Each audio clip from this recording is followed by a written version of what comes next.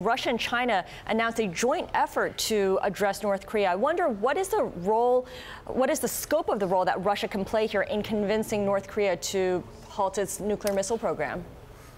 Well, it would be good if they could play some role. I mean, Russia is one of the 6 countries that was part of the so-called 6-party talks that took place under the George W. Bush administration. China, Russia, Japan, South Korea, North Korea, and ourselves.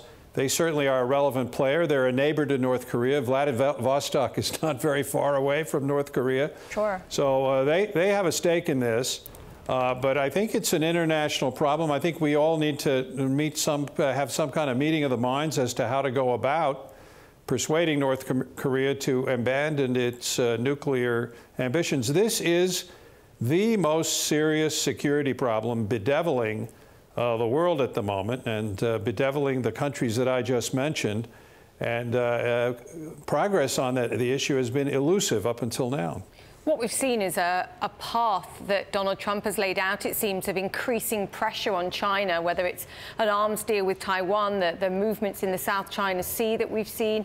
We also had Nikki Haley, of course, the ambassador to the United Nations, suggesting that anyone that does trade with North Korea will not be traded with by the United States. Is this the right way to handle China on this issue? Well, yeah, secondary sanctions are one of the issues that people have talked about. In other words, not only sanctioning North Korea, but sanctioning countries that trade with North Korea. I don't know if that's the best approach. I can tell you, I spoke with the Chinese government officials a lot when I was Deputy Secretary of State. I was in charge of our political dialogue with China.